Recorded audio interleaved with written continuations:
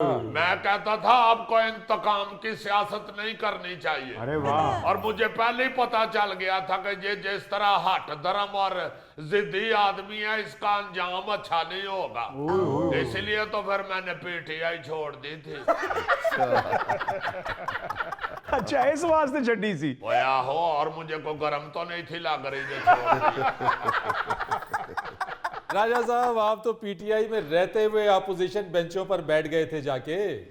इसीलिए कि वो इंतकामी सियासत से बाज ही नहीं आ रहा था। मैंने उस वक्त भी कहा था कि तरीके इंसाफ को गंदा मत करो, मगर उस वक्त वो बड़ा मगरूरिया गया हुआ था। अब देखे ना क्या नतीजा निकला। अब उससे कोई बात करने को तैयार नहीं है। जिसने राजे रियाज की बात नहीं सुनी वो फिर खजल ही हुआ है। अक्लमंद होने के लिए जरूरी नहीं होता कि बंदे का मुंह भी अक्लमंदों वाला हो। कई सादी शक्ल सूरत वाले भी अक्लमंद होते हैं। लोग तो कहते हैं ना कि बादाम खाने से अकल आती है। मैंने तो 2-2 किलो खाए हैं, मुझे तो नहीं बादामों से अकल आई।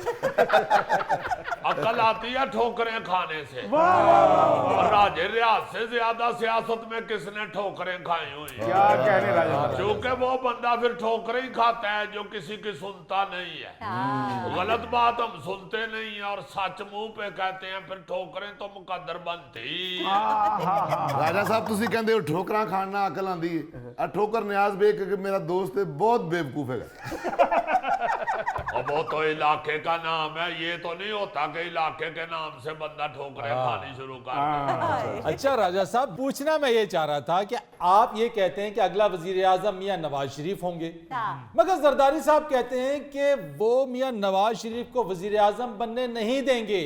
अगला वजीर आजम पीपल्स पार्टी से होगा। चले इलेक्शन भी आया खलोता है, ए घोड़ा ते ए घोड़े दा मैदान। नहीं, ये मिसाल ना रखे, जरदारी साहब ने तो घोड़े रखे हुए।